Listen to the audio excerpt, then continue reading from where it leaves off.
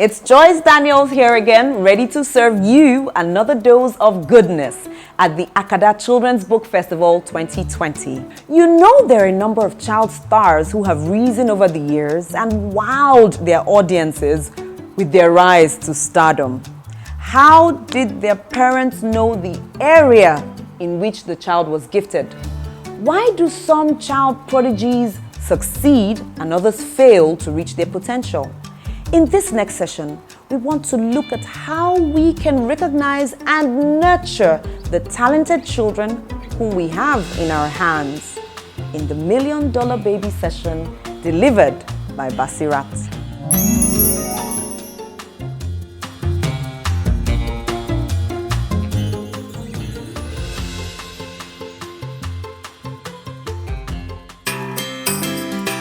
Basirat is a board-certified cognitive specialist, an author, a social entrepreneur, and a global speaker advancing the conversation on disability and inclusive education in Nigeria.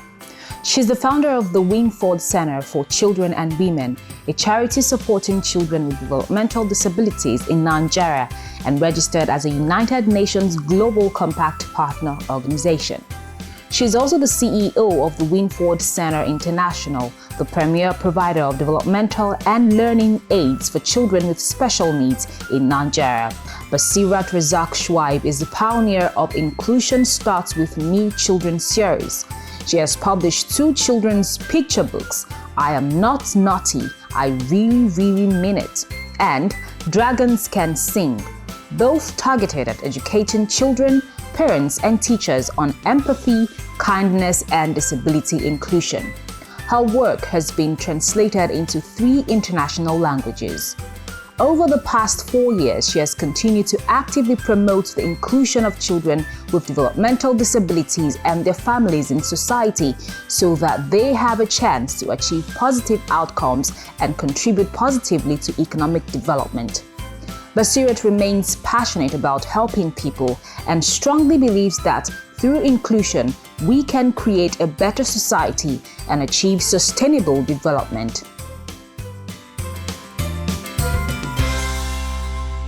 Hello everyone, I am Basirat Razaq Shuaib, a board-certified cognitive specialist and the founder of the Winford Center for Children and Women. I hope that so far you have enjoyed the Akada Children's Book Festival. In this session, I will be talking to you about the $1 Million Baby, recognizing and nurturing talented children. Before I start, I want you to take a good look at this.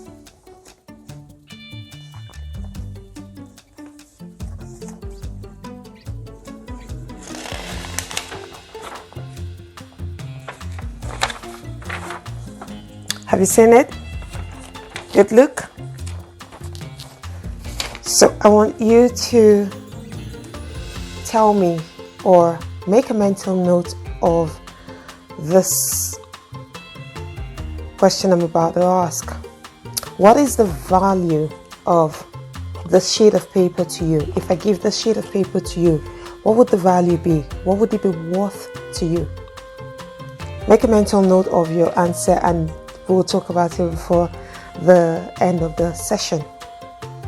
So how do we nurture talented kids? How do we find the talent and nurture the talent? As a parent, we want the best for our kids. I mean, it's normal. It's what we want for our children to do well. The question is, every child has something. How do we find that thing and how do we nurture it such that they become the best that they're meant to be? Let me tell you a story of a young lady.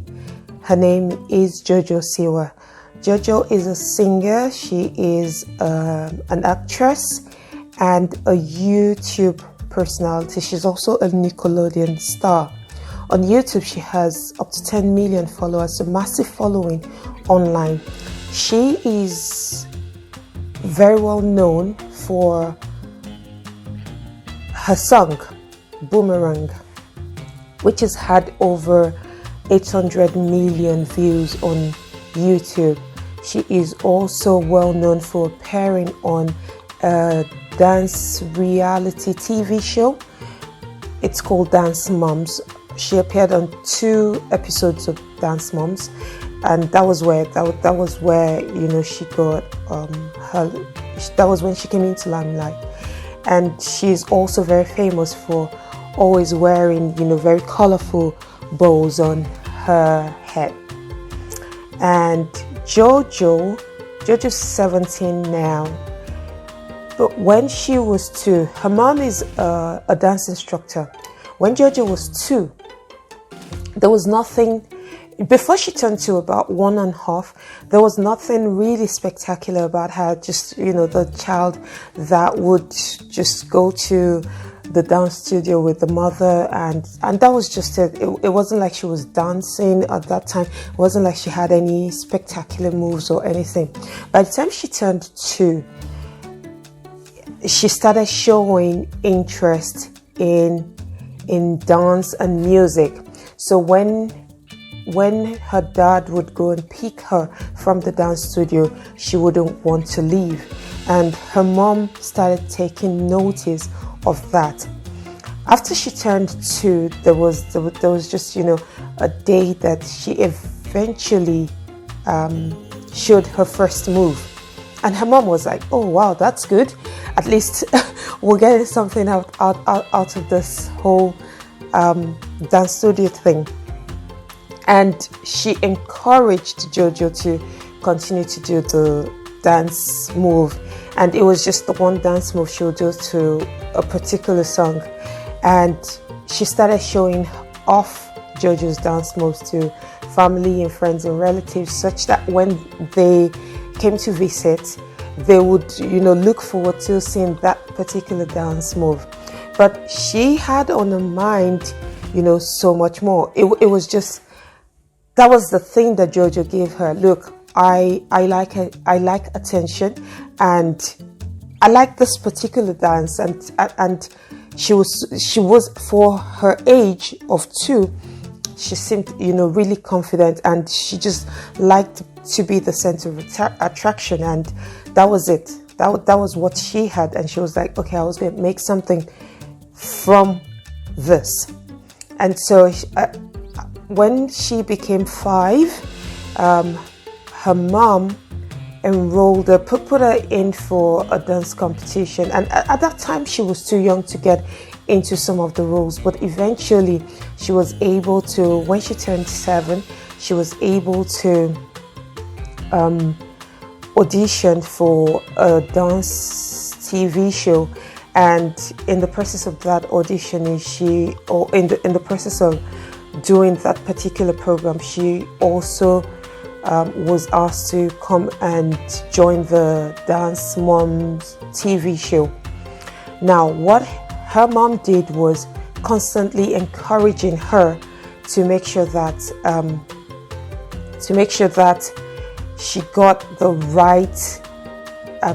right people to see JoJo. She put JoJo in the limelight. So whenever there was an opportunity, she would take it up, and how can I get her? At some point she wanted JoJo to be Hannah Montana. There were so many things, but she was always just looking for an opportunity, to showcase JoJo's skills. And so JoJo and her mom went on this dance show together. And while they were on the show,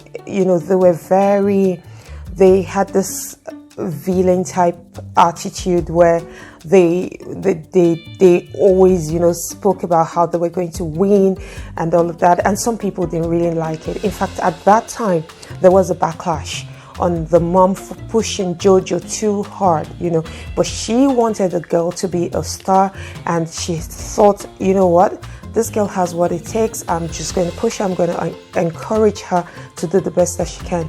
Also, JoJo was homeschooled. I mean, it wasn't because of all of the traveling that was going to happen later on. It was just because at an early age, JoJo was reading at a level that was above where maybe children of that age were reading. So it was just, let me homeschool this child. And she got popular from after the first TV reality show where she came fifth. She went on to the Dance Moms TV reality show, and that was really where she became popular. And after that, after that particular show, she set up her YouTube channel, to just allow people see another side of her, where she could just really be herself and all of that. Given that, there were some things that happened on TV that didn't go down so well. Anyway, she set up the YouTube channel. She got a huge following, and people just really, really loved her personality, loved her person, and they still do. They still love her person. And then she started making these bowls. All through this period, the mom was constantly ensuring that wherever there was an opportunity, she'd take it up. She'd put the girl up for opportunities. If they had to do something, she'd be there. She was a momager at that time as well. So managing her daughter and being a mom at the same time. And JoJo started to grow. And over time, what has happened is that she has grown tremendously, to the point where the last time she was asked what the value of her brand was, she said it was worth $1 billion, not a million. It was worth $1 billion. Now that's a lot of money, if you ask me.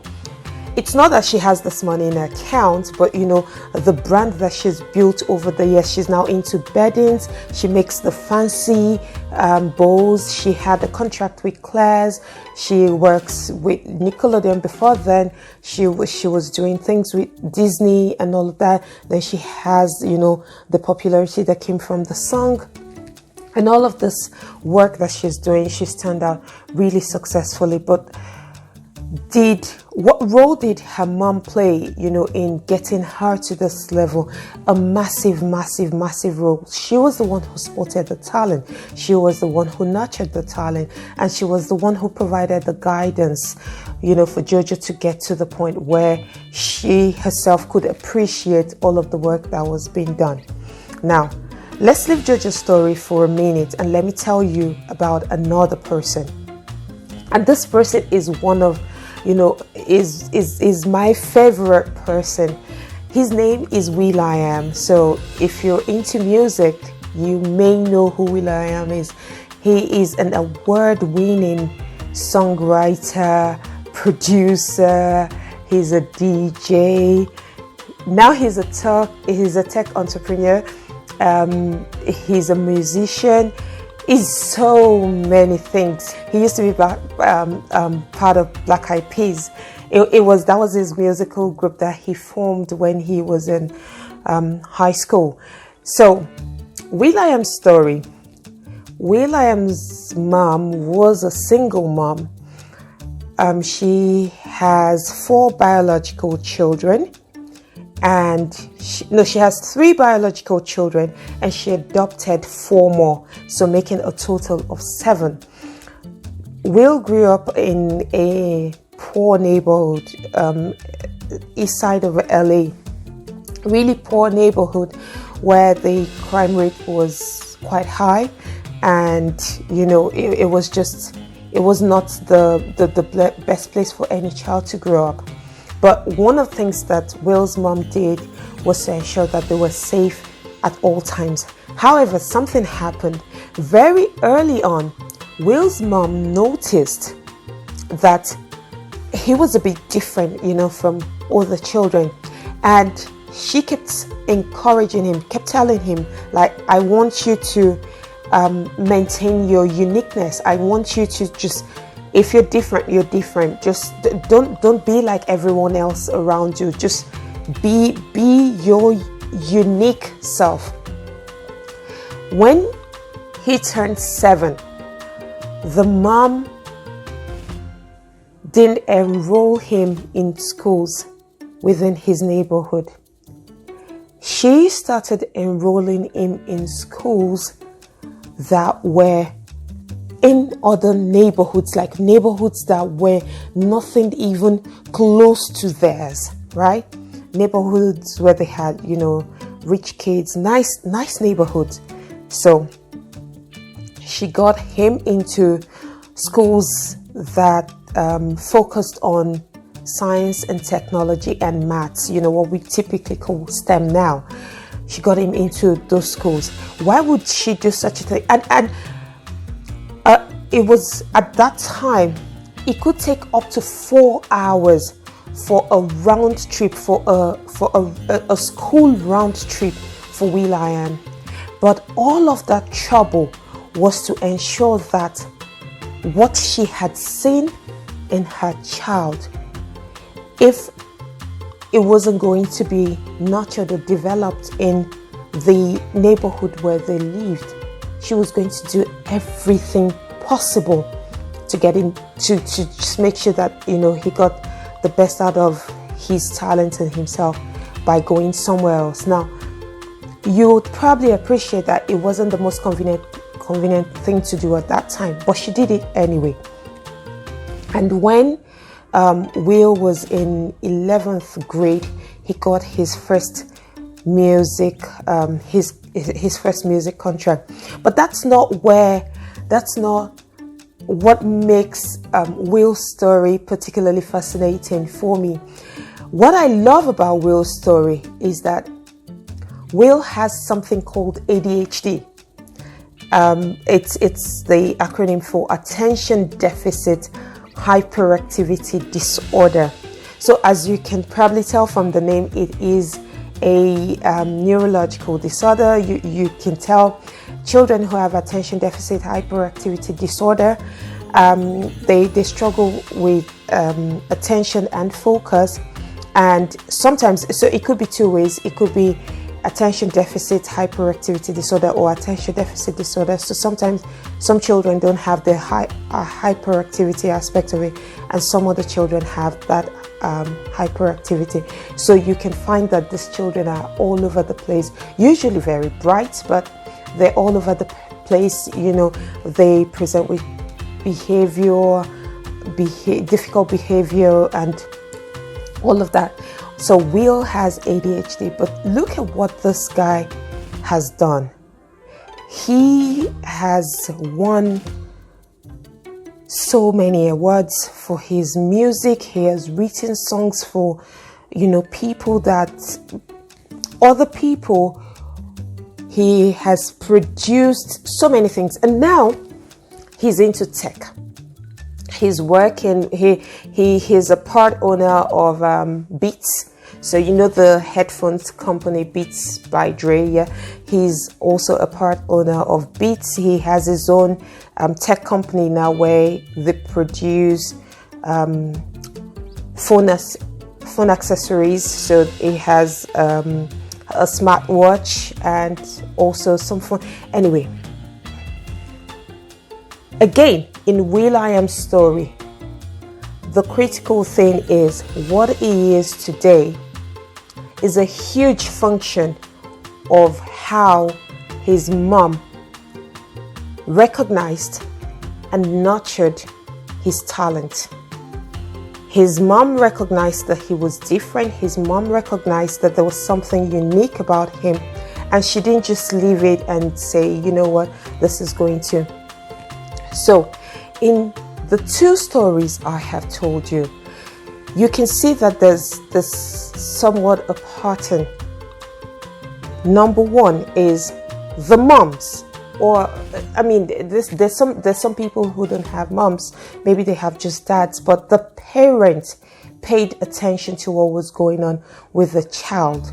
So here are 5 things I can share with you about recognizing and nurturing talented children. Number 1 is your mindset. Your mindset about a child. You see, before a child is born, we all have like this fancy ideas of maybe, I don't know, it would be nice to have a child who can do this or who can do that. The moment a child is born, what we get? A blank piece of paper. Now we don't know what this child, when I said what is this worth to you, to some people it's just a blank piece of paper. What could this be possibly worth anyway? There's nothing on it. I haven't written anything on it. it's you can say, oh, maybe it doesn't have any value, until when I tell you, oh, do you know that this piece of paper, I can write on it, and once I write on it, it becomes a manuscript, and then that manuscript can be converted into this, or this sheet of paper can be recycled and then turned into maybe something else, you know. And I start telling you all the possible things that can be done with this sheet of paper. That's when you start to see the value. So when we give birth to our children, they come to us like a blank sheet of paper. How are we then going to ensure that when the sheet of paper comes to us, we don't just see a sheet of paper? How are we going to ensure that? By maintaining a very positive mindset. Your mindset is so important. You need to, from the moment you have the child, even before you have the child, you need to believe that I am going to have a worthy child, right? I'm going to believe in my child. My child is a special child. And this is not to say, you know, special in terms of special needs or anything. I am going to have a child. My child is going to be special. And I believe that. So I already have a positive mindset even before the sheet of paper is given to me, such that when I get this sheet of paper, I don't just see a sheet of paper. I see something that can become many things. That is the power of mindset, that I can see that child and say, you know what, you haven't shown me anything yet. I don't know what you're capable, but I believe that you have something in you that is special. And helping the child as well believe in themselves that they have something, that they carry something that is special. So mindset is so powerful. Whatever it is that we don't conceive in our minds, it is difficult to actualize. If I go around, you know, when I'm given a piece of paper and all I see is just a piece of paper, a piece of paper, a piece of paper, I would not be encouraged to want to think of all the things that I can do with this piece of paper, or that this piece of paper can be converted into, because all I see is, but if this is given to me, this gift is given to me, and I'm like, oh wow, this piece of paper, I know that you will turn out to be something beautiful. I know that you will turn out to be something amazing. I may not know it yet, but I know that there's something special about you. There's already a change in the mindset. So mindset plays a critical role. Number 2 is that you need to keep your eyes peeled, right? You need to keep your eyes peeled. If you are not observant, you will miss out on the, you know, critical things that you should pick up from the kids, and the kids will give you a cue. So in JoJo's case, it was the dance when she turned 2, and her mom said, that was all I had, and that was what I ran with. It was just that one move. So it wasn't that, you know, she had it premeditated that the girl was going to be, you know, a dancer or anything. It was just the girl gave me a dance move, and she's shown me that she has interest in the dance studio, and that was it. With those 2 things, she started work. So you need to keep your eyes peeled. You need to be observant and allow the children to show you what it is that they like, what it is that they enjoy. And at this point, I'll quickly share a story about my younger son. I have 2 sons. My older son's 8, my younger son's 5. Now, by the time my younger son turned, just before he turned 3, he started showing interest in clocks and numbers. And for me, it was just, okay, what is this? One is going to pass. But it didn't pass. In fact, it did everything else but pass. By the time he turned 3, so he was in nursery, before he turned 4, he could already tell time to quarter of an hour. Listen, I didn't teach him. I do not take any credit for it. I did not teach him. He could tell the time to quarter of an hour, and it's not typically expected for his age. Now he's 5. We're talking about, you know, more complex things. Now he can tell to the minutes, but now we do more abstract questions like, if I started this now, what, and the time and the clock is X minutes late, what would they have been? And he has such love for numbers. I don't know where he got it from. But here is the thing. I picked it up. I was observant. I picked it up. And the moment I picked it up, once he got into reception, now he's about to start year one. Once he got into reception, I started thinking, what am I going to do with this skill? This boy is showing me something, and he's so strong, he's showing me something. What am I going to do with it? This love for clocks, this love for numbers, I'm not going to let it waste away. Now, whether it can be a talent he has, and it can be latent until someone nurtures it. So now I am investigating, I'm looking for all the possible things that I can help him achieve with his love for numbers and his love for clocks. And that's what I'm trying to say to you, that you need to keep your eyes peeled. You need to be observant. And still on this point, I'm also going to say, one other thing, it's possible that we have children where we have children who maybe have brought back their grades. So maybe not at my son's age, older children who have brought back their grades, and you find that, okay, a child maybe didn't do well in maths and they did well in, say, PE or swimming. What are you going to do? You're just going to focus on, this child didn't do well in maths. Let me get the child a maths teacher. What I would suggest is get a child a PE coach, a swimming coach, because a child who has come back doing exceptionally well in an area is trying to tell you something. I love this thing. I enjoy doing it. And perhaps I might be able to make something out of it. Get the child a coach. What's the worst that can happen? You'll be wrong, right? Okay, you followed it, and nothing came out of it. It's better that way than you never followed it, and it just something that could have been, something that could have blossomed. You have left, to just be idle. So that's number 2. Number 3 is that you need to not rush the child, no pressure.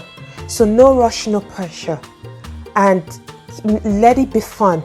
You see, there's this undue pressure that parents tend to mount on their children when they expect them to perform at a certain level. So you have to be this, you must do it at this level. If you're already doing well in piano, and you, if you recall from the story, JoJo's mom suffered a backlash at some point, like, why are you pushing this child so hard? And she said, look, I want this girl to be a star. And that could have its downside, because what if it's too much for the child? What if maybe, the child loves dancing or singing or whatever, but the child doesn't want what you want for them? So no pressure. And also, it's possible that, you've set such high expectations for the child and they're not meeting it just yet, despite the fact that they are talented. They're not meeting it just yet, and you just feel like, oh, why are you not meeting this? You will take the fun away from what it is that you're doing, and the child will get frustrated and even lose interest in pursuing or nurturing that thing or doing that thing which you are trying to nurture. The next one is to encourage the child to develop grit. Now, here is the thing. Talent is useless if it doesn't work hard, right? Hard work will beat talent if talent doesn't work hard. So you can have someone who has talent and someone who doesn't have that same talent but is willing to work super hard, and put both of them together. The person who is willing to work super hard to achieve a particular thing would do better than the person who has the talent to do it, simply because that talent was not put to work. That talent didn't work hard. So encourage the child to develop grit. Look, persistence, consistency, and it will be tough. There will be disappointments, but we also need to help children develop their emotional resilience to all of those things, because this, success comes with a lot of hard work, and we just need to help them develop that grit. And the last one is that you should take progress over perfection. Progress over perfection. Always. That is so important. It's not so much about, hey, you have to be 100%. If the child is a 90% and they're struggling to get 100, how about encouraging them to get to 91, maybe even 92? If you're so focused on them getting to 100 when they're at 90 and they're struggling, they can find it really frustrating and not want to do that thing anymore. So these are my 5 top tips for recognizing and nurturing talented children. I will be addressing a couple of questions, and the first one is it okay for a parent to desire a status of high achievement for their children and nudge that child in that direction, even though he or she is not regarded as uber talented? So typically, maybe you have a parent who just thinks, oh, I want my child to become a dancer simply because maybe dance runs in the family. You have people like that who would say, oh, drumming runs in a family, or running or anything runs in our family, and I want my child to become this. While that in itself is not the dangerous thing, the dangerous thing here is projecting yourself on the child such that you're trying to achieve your unfulfilled dreams through your child. So you come from a family of dancers, everyone knows how to dance, it comes to you guys naturally, and you just didn't nurture that talent, and then here you are, you have a girl and you think, oh my goodness, this girl has my genes, she's also going to become a dancer, and then you start so any small thing, or the girl has just shown that they're interested in dancing, and then you start pushing the girl so hard, not even giving them a chance to say, hey, I really want to do this, I enjoy doing this, pushing them so hard. I think that is harmful and detrimental to the child, as well as to the whole process, to whatever it is that you're trying to do.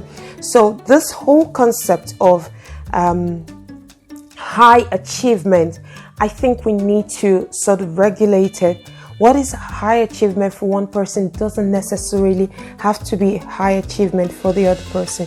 The important thing is that you need to nurture the child in stages. Okay, understand that the child needs to grow, and at every stage of the process you need to pay attention to what the child is saying back to you. What's his name? There's this famous actor whose son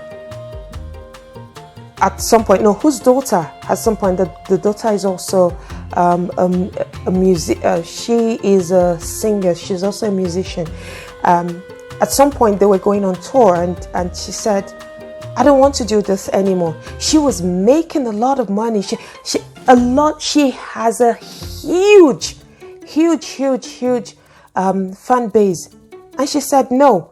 This Jada Pinkett's daughter, and she said, "No, I don't want to do it anymore. I don't want to go for this show. I don't want to do this concert anymore. I'm just tired. I've had enough."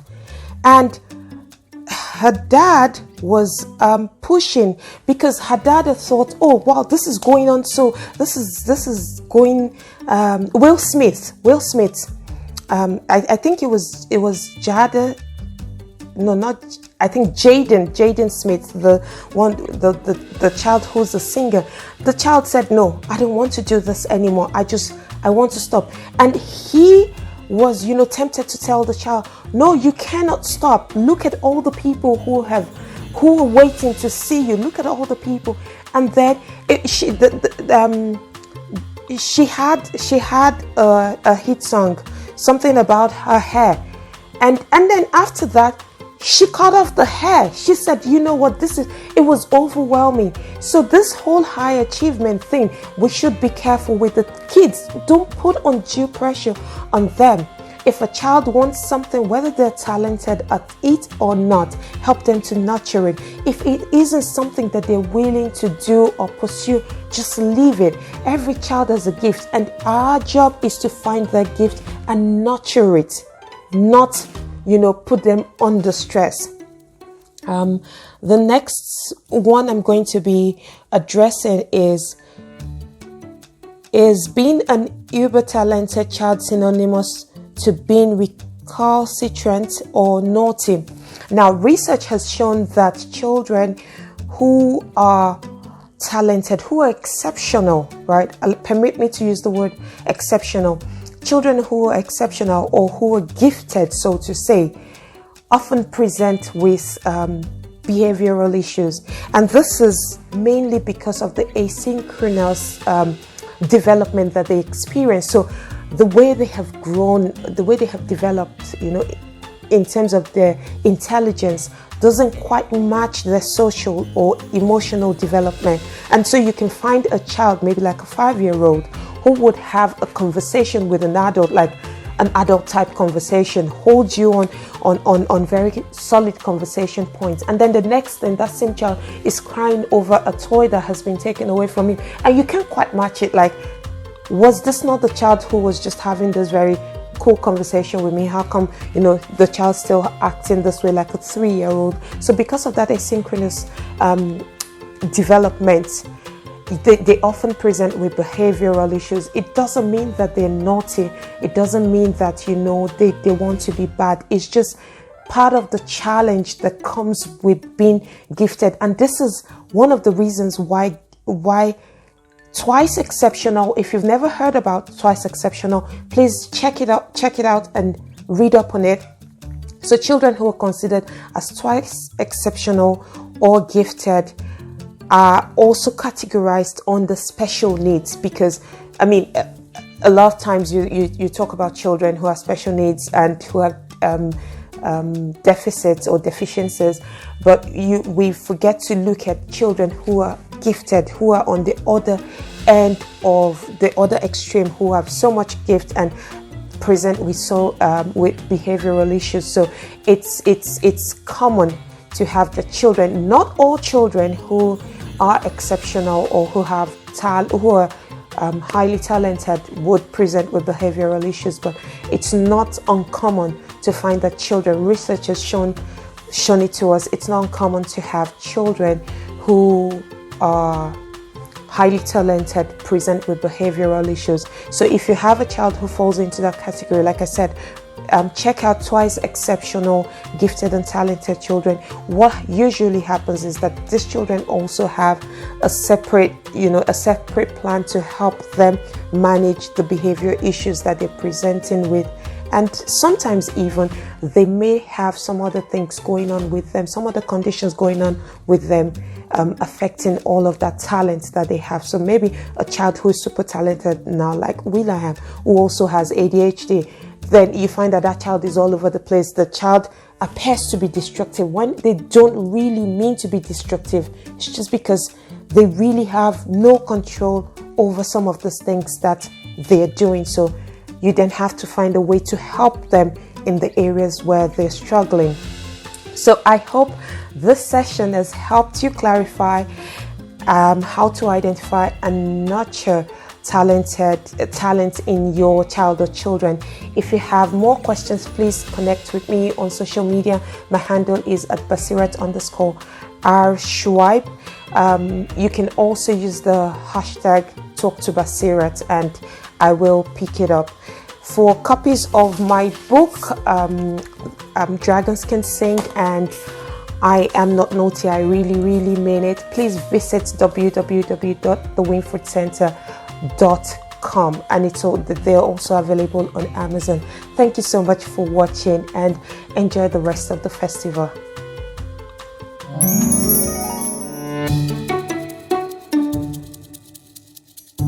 It's never, ever, ever too late to start nurturing your kids' talents. As long as they're still with you, there is still time to shape them right. So for those who are just joining us for the first time today, welcome. Where have you been all day, if I might ask? But we are glad to have you join us at this online book festival. Please take a few moments to familiarize yourself with the setup on your screen. Across the bottom are some tabs. The first one on the left is the main auditorium tab. Click on this tab whenever you want to join any of the sessions today. All the sessions today are open and free to attend. Next to that is the schedule tab, where you see the program lineup for the festival. The book tab takes you to the fabulous book exhibition, where you can browse through books and other products or services from a myriad of book publishers, booksellers, and other retailers. Buy books right away for download or delivery. Next, you have the art tab, and that takes you to the art exhibition to see some works by talented young Nigerian artists. You can give your feedback and get a certificate of attendance by clicking on the Certificates tab. And tell us exactly how you would like your name to appear on your certificate. So there's lots to see, hear, read, learn, and do at this year's Akada Children's Book Festival online. Going to the supermarket, gonna get some groceries. Going to the supermarket, gonna get some groceries. Going to the supermarket, gonna get some groceries. Groceries for everyone. Going to the bakery to get some yummy pastries. Going to the bakery to get some yummy pastries. Going to the bakery to get some yummy pastries. Pastries to